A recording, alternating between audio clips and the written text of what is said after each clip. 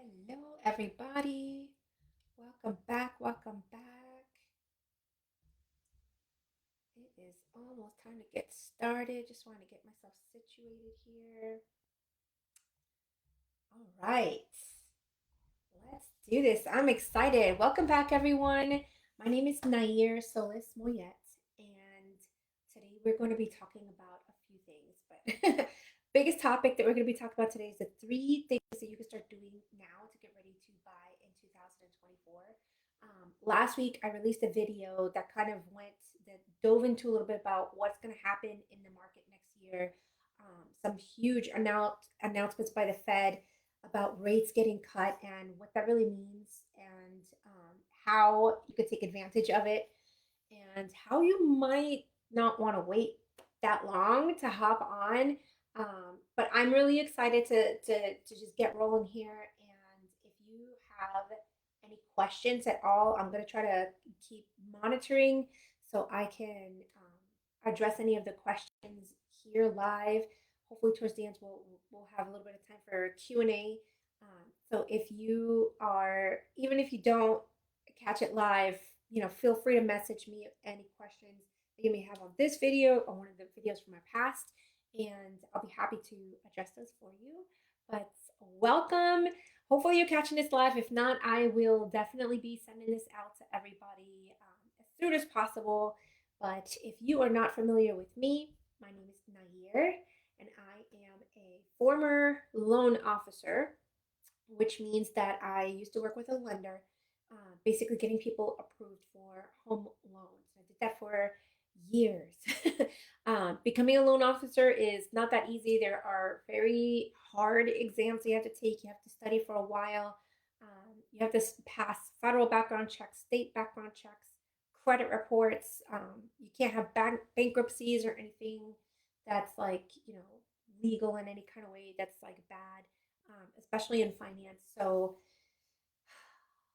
I try very hard to keep my license up to date with annual CPEs, just because it's so hard to get it, and to keep it. And I'll probably try to keep my license active as long as possible. But I don't actually write loans, so I don't want you to think that I am a lender or anything like that. I'm not. One of the biggest reasons why is because I although I loved doing my job and I really, really enjoyed it, um, one of the biggest reasons why I became a loan officer was because I wanted to help people get into homes. I wanted to help people buy a home and be able to stop renting and get into a home and start building that legacy for their family, start building wealth in different ways. And home ownership has blessed me, it's blessed my family for generations now. So I know what a huge impact that it can make for other people. But the problem is that I was reviewing people's files and trying to get people approved, but they would be missing like just one thing on their credit report that just totally messed them up, or they would be like $10,000 in debt, like too bad that I wouldn't be able to get them approved for like a house that they wanted to, or maybe they had like a car loan that was just in the way. And when I would tell the clients, to go back and change this and fix this, or work on your budget or something like that, I'd lose them. And it wasn't like I was losing them to another lender. It was that I was losing them indefinitely. They would just feel overwhelmed. They would go back and they would be like, "Oh my gosh, I don't know how to do this. I don't know what to do. How am I ever going to pay this off?" I mean, there's different ways of structuring your debt to really be able to help your file, and that is basically what I decided to do instead. So I decided to dedicate my time on the other side of that.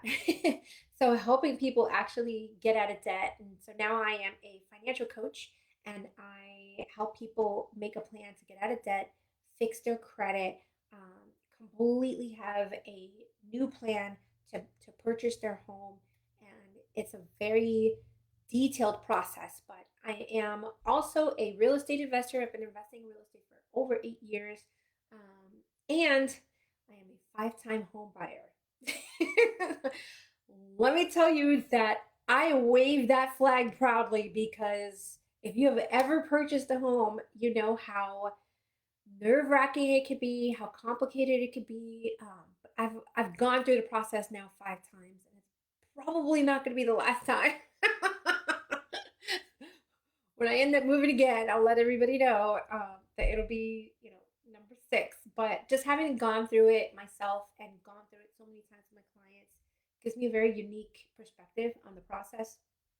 I now know a lot of tips and tricks that people should know, things that you just kind of learn along the way. And that's what I help other people do. I give them tips and tricks on how to purchase their homes.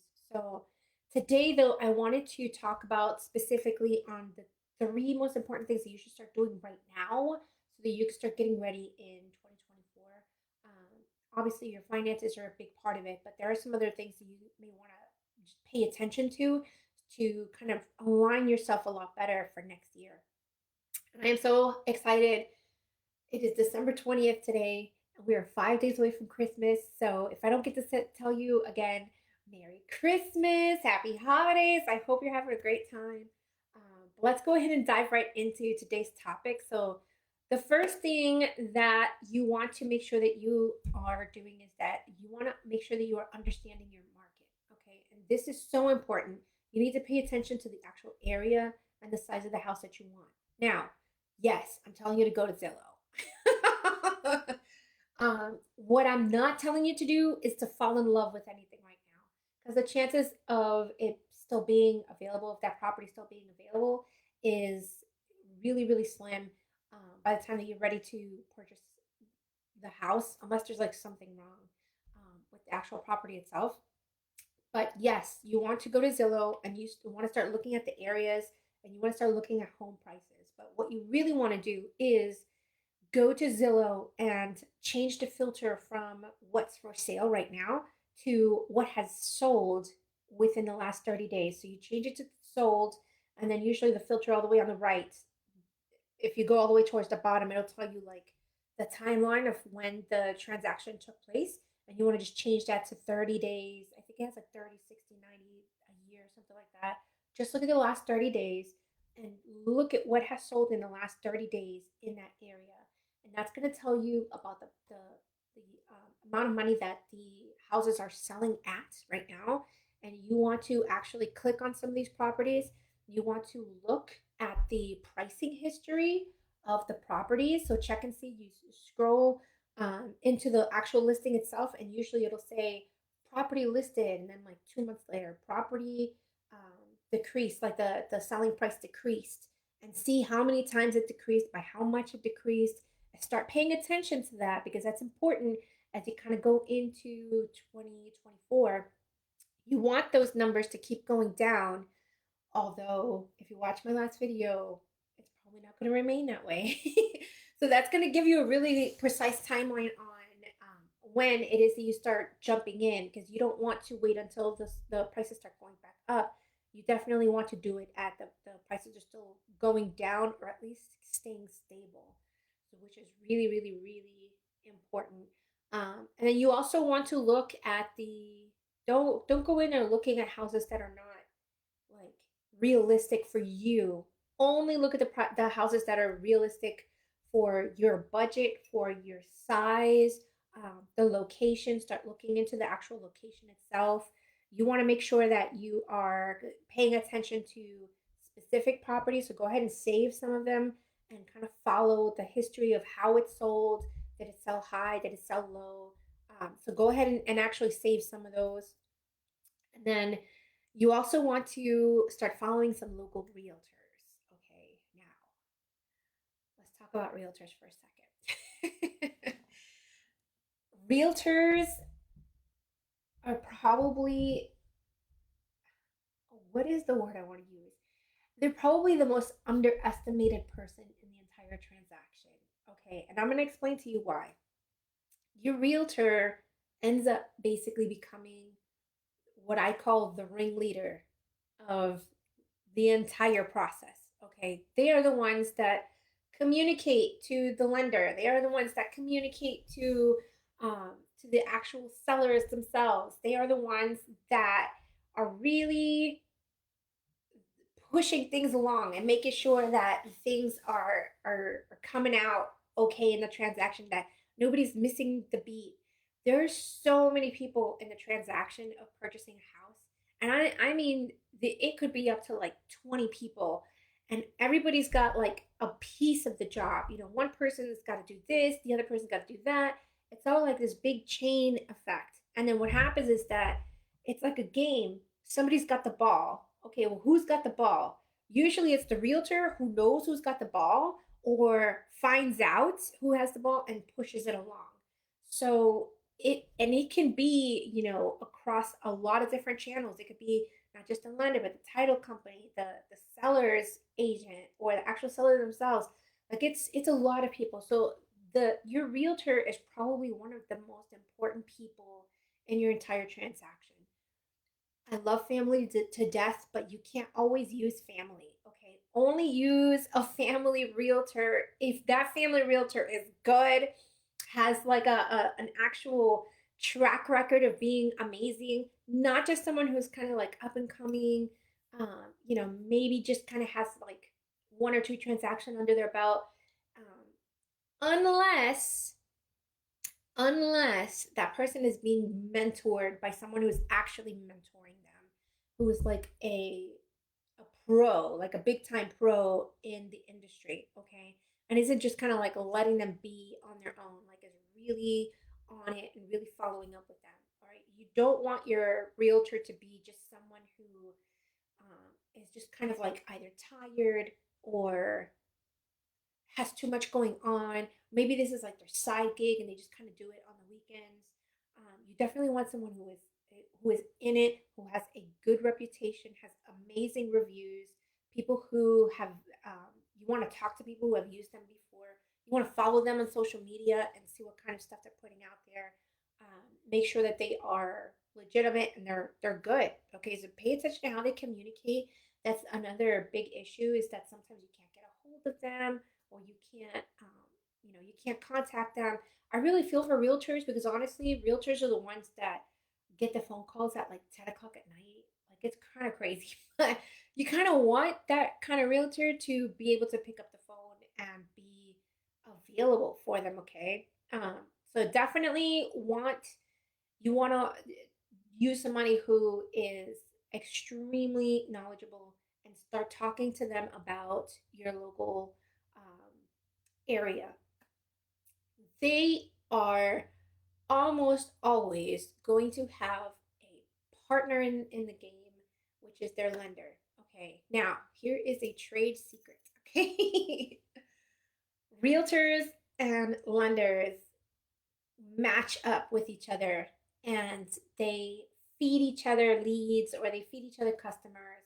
And then what happens is that they end up, if it's a good relationship, they end up working really well together, and they end up, closing the same clients like over and over again. A lot of the times they become a team, and people are kind of like known for that team. Here's the thing with that: sometimes you may have an amazing realtor and a sucky lender, okay? Or you may have an amazing lender and a sucky realtor. Sometimes the partnership isn't like whole, it's not 100%. So you want to make sure that if you pick your realtor or your lender, that they're okay with you shopping around for other realtors and other lenders that they have maybe not worked with. If they are really, really good and top class, they're not going to mind, because it's going to be another way to talk to another realtor that maybe they've never worked before, or another lender that they've never really worked before. The ones that are really kind of like, I don't want to use the word shady, but it's the first word that kind of comes to mind. Okay, the shadier ones are the ones that are like, if you don't use my lender, you can't work with me, or if you don't use this realtor, you can't work with me. Yeah, I got $5 that says those two are like um, paying each other somehow, even though it's totally illegal. But it happens. It happens. People find ways to get around the rules and bend the rules. So if you get a realtor who is like, I'll only use this one lender, then you need to just move on and find another realtor. And it's the same thing with the lender. So let's talk about lenders here for a second. So, like I said, lenders and realtors work hand in hand. So these loan officers, they could be anywhere from a big bank, they could be like a what's it called? They could be like a broker, like a brokerage that is connected with a lot of different lenders. Sometimes they could be like at a small hometown kind of community bank, but all of these guys all have one goal in common, okay? And that is to close your loan. You need to understand that realtors and loan officers get paid off of commission only. It is very rare that any of them, definitely not realtors, sometimes lenders, sometimes loan officers get paid a salary on top of commission, but it's kind of rare. Um, and I mean really rare. Almost always, nobody's getting paid in the transaction unless they close. So everybody is trying to work towards that goal of getting you across the line and getting you closed. So keep that in mind. It's not like especially lenders, they'll get super bogged down with paperwork. Trust me, I know that was part of the job I did not appreciate. But it might be kind of hard to get a hold of them because of that. It might be kind of hard to get them to like answer your emails or definitely like text messages or anything like that. It's almost always better just to email them because it forces them to have to like answer you.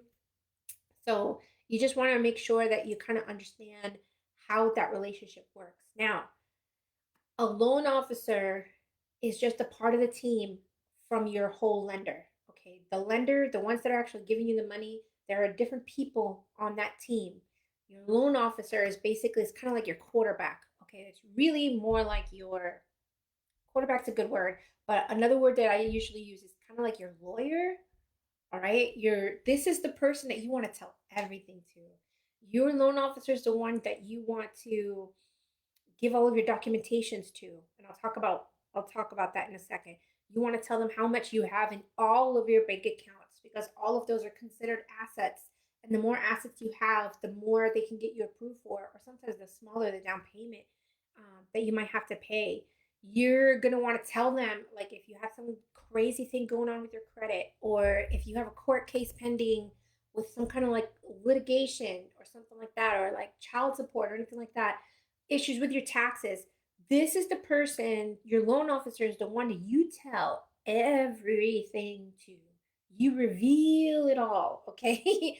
And then what that person's going to do is they're going to say, okay, with your situation, we can do this. And they'll take what they need and construct or figure out the best loan product that's going to fit your situation. And then probably they're going to give you a plan. They're probably going to tell you, all right, I can get you in this. All you got to do is pay down this one credit card or get your credit card, get your credit score up 20 points. They're the ones that are basically going to give you like your ultimate plan on what it is that you need to do to get approved. All right. Now, the other one that you need to be aware of is the underwriter that is a part of the lender team. Okay, so the underwriter is like the judge. All right, and this is the person that nobody really likes. The underwriter is the one that says, no, that document is not enough, or no, we can't count that as part of your salary. No, we can't use your side gig as part of your income. No, we have to get a second letter of explanation for this, that, and the other. They're the ones that just are really, really annoying. And what they're trying to do, really, is they're trying to make sure that your loan file is legal. That's really what they're trying to do. It's a big CYA in the world. But in doing that, it also protects everybody from like predatory lending, from people trying to take advantage of you. They're the ones that are going to say, "Oh my gosh, we're charging this person way too much for this fee. You guys got to fix this fee. Don't charge them this, or that commission structure is illegal." This is the person that kind of is the safety net for everybody. But unfortunately, working with them is kind of annoying sometimes because they ask you for like all these little things that you're like, come on, I already submitted that paperwork again. Why? But trust me, you want to make sure that you talk to your loan officer, that they have really good communication, and that they are working on a team, especially with an underwriter that's not way too intense. Okay, that's something that you may or may not be able to control, but you could definitely control the loan officer itself and like who you actually work for through the loan officer. Let's talk about paperwork for a second. So here's a list of the documents that you're going to want to have prepared to when you start talking to these loan officers. Okay, you're definitely going to want to have 2 months worth of bank statements. And I mean the full bank statements. You need to go in, get the statement, download it as a PDF, save all these things in a folder. Okay, you want to have 2 years of your tax returns. If, because they're going to see how much money you've been making. If, let's say, you had a really good 2023 year and you want to kind of wait until you file, like file as soon as possible, as soon as the year is done, and then get that new tax return to get it to them. Okay. If you can't wait for that, then use the last two that you have and then just let them know, hey, this might change. It'll probably go up because this is how much I'm making now. If you have any big changes in your salary, you want to show documentation of that. So let's say you got a new position and that new position is higher paying, but you haven't filed your taxes for that yet. You want to have your offer letter, you want to have pay stubs, at least 2 months worth of pay stubs to show them, or at least 1 month worth of pay stubs to show them that this is the salary that you're actually making. So that way, there's a good chance that you're going to get approved for it anyway. Okay. Another thing that you're going to have, you're going to want your IDs. So obviously, like a driver's license, social security card, or something like that. Or they'll tell you the IDs that they're going to need to get from you. But those are the biggest ones that they're going to do. And then you have to give them approval to run your credit. When they run your credit, it is going to ding your credit score as a hard credit inquiry. But you need to know this because it's a mortgage. First of all, it's not going to stay on your credit for as long. It doesn't hit you for as many points. And if you do it for, I believe it's up to five last time I checked. If you go to five different lenders and they all pull your credit, it actually all counts as one as long as you're doing it within 60 days, I believe. I gotta double check the last time I checked. It's been a while. But within a certain window. So basically, like what I would do is sit down and say, look for the lenders. You're looking for reputation, good reviews. You're looking for people's recommendations, the people that have worked with them in the past. And then you're going to line them up. Okay. And here's my top three. Three is probably a good number.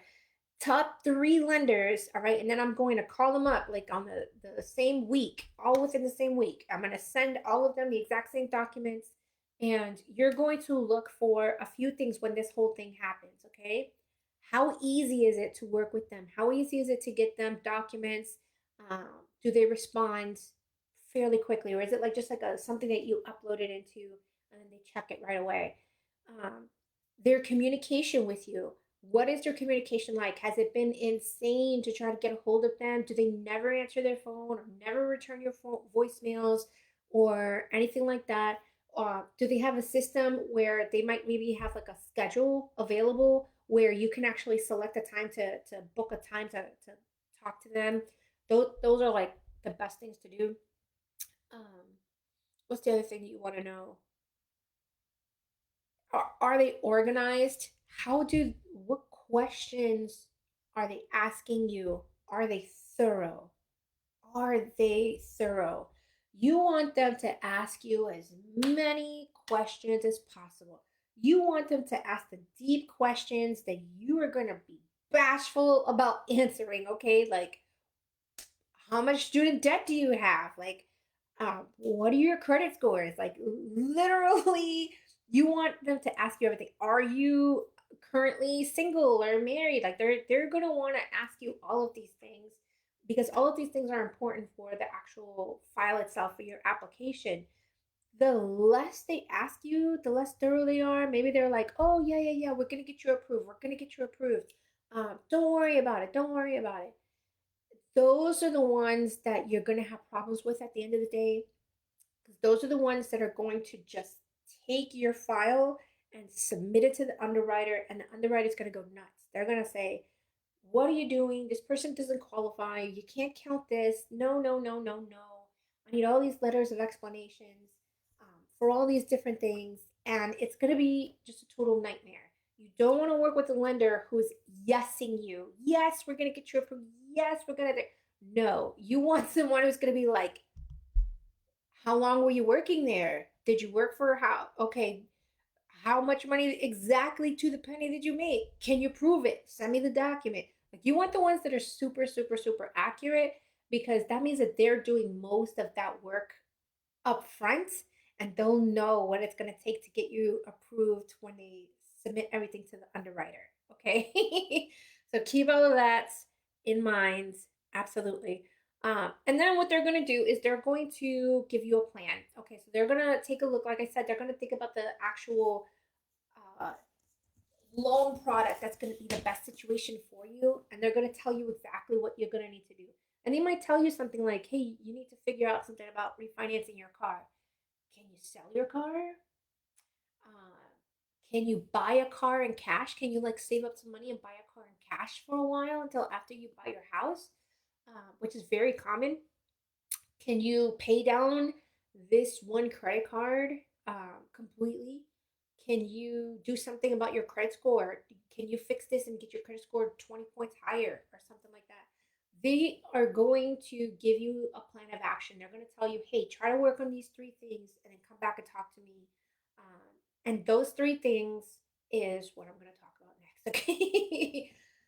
Now, the last thing that I wanted to mention is how to work your plan without getting overwhelmed. They're going to give you these things, and they're to them, it's not going to be a big deal. Refinance your car. Oh, yeah, easy. Okay, but that also means that you might have to get a different car loan. That might mean that you might have to save up some cash. And what if you're kind of living paycheck to paycheck? Like, why you're suggesting something that for me is not very easy. Pay down this debt of $10,000 or get rid of this student loan. Yeah, okay, easy. Absolutely. If I do that, I'll get approved, right? Yes or no? I don't know. It just depends. Um, all of these things can get really overwhelming. And I'm not gonna lie, some of these things can take time for you to work on. What you want to do is, one, be organized. Take that goal and write it out and put steps to that goal. Okay. So if it's a $10,000 debt that you need to pay off, you need to say, okay, my first step is pay 1,000, or my first step is to reorganize my finances, my budget, so I can find a little bit of extra money. Or maybe I need to like get a side gig or something like that so I can make a little bit of extra money. You're going to figure out how you're going to do that, and then you're going to put timelines on everything. So I want to pay off $2,000 in 3 months. I'm going to pay off this amount, and kind of do what do you call it, like benchmarks for yourself for that goal. Write the goal out and put it somewhere where you can access it and see it frequently. Maybe on the wall, or on the fridge, on a maybe like on a vision board or something like that. Somewhere where you can track it, and it doesn't have to be physical either. It could be electronic. There's tons of apps that kind of help you with all this stuff. So find a way for you to track it, but make sure that you are tracking it. And like, if you know yourself, if you know you're not going to do this, find something that's going to force you to do it. Okay, like, I'll give you an example. I lose weight constantly. I have for the last year. I've lost almost 90 something pounds. I don't even know now. If you look through my old pictures, you'll see what I'm talking about. It's wonderful. Okay, but I know myself. I can't just wing it. I have to prepare. So therefore, I count my calories out and I meal prep those meals. And for a whole week, I literally only have the same three meals. And it's easy. The food's already made for me. The calories are already counted. Done. But I have to take the time to count them up front, to go shopping for that stuff. I have to make sure that I'm actually taking the time to prepare that food. So all of the preparing and all of the time and all of the hard stuff is in the preparation, in the plan making, and everything after that is easy and I don't have to think about it. And that's how you have to treat all of these goals. Something that you have to sit down, think about, put some effort into, and then once it's in place, it's smooth sailing from there. Okay. So you definitely want to just do them one at a time. Don't try to do everything at one time. Take the one that is the smallest goal first. All right, this is called the snowball method. Do the smallest one first. Maybe it's paying off a small little student loan or taking care of a small collections or something like that. You want to make sure that you are doing the smallest one first and then just kind of go step by step. It'll get way easier. And because you're freeing things up in your finances, you'll also gain momentum on how fast you get to do some of that stuff. Okay. Um, if all of this seems super hard, and I will end with this, get help, get a financial coach, even if it's not me. Okay. Just get yourself a financial coach, someone who maybe there's someone in your family that is really good with finances, or like a parent or somebody that can kind of help you with all of this. If you don't have anyone, or maybe you tried and it just didn't work out, because sometimes it's not that easy to work with family, um, I'm here. I have an entire home buying financial boot camp. Okay, so my home buyer boot camp is a financial coaching program, and it's a mixture of online trainings. I kind of call it like a it's a college course. So you take the classes and then you submit your assignments, and I grade those assignments. I go through it, I take a look at it, see what you did right, and then we talk about it one on one. So you're getting one on one feedback from me. You're building out the plan step by step, and everything at the end of the day is completely organized. And I hold you accountable for doing the steps. Okay. So it's a really simple, if you want more information on my coaching program, I'll be happy to get that information for you. But please know that you're not alone, and it is possible. It is so possible to become a homeowner. Um, I can't even tell you what kind of a blessing it's going to be for you and your family. Yes, it's scary. You definitely, it's an investment. There's going to be money that you have to come out of pocket to maintain the home. You're going to have to be making sure that your finances are fine. Okay, that you have complete control over them. Because if something breaks, man, you got to have that money put away. And you definitely want to have control of your finances before you close on that property. Okay, so if you want to have that conversation, I'll be happy to have that conversation. But hopefully, you'll take this advice and run with it. I'm excited for what you are going to accomplish in 2024. Feel free to share it here. Please do tell us. Oh my gosh, if you're under contract, some of you have been talking to for a while, so like I'm excited. I'm excited to hear the stories, the testimonies, just the blessings that are going to happen pretty soon for you. So I will leave you with that. I hope you are blessed. Merry Christmas, and hopefully we will talk again soon. And that's it. If you have any questions, just message me. Bye.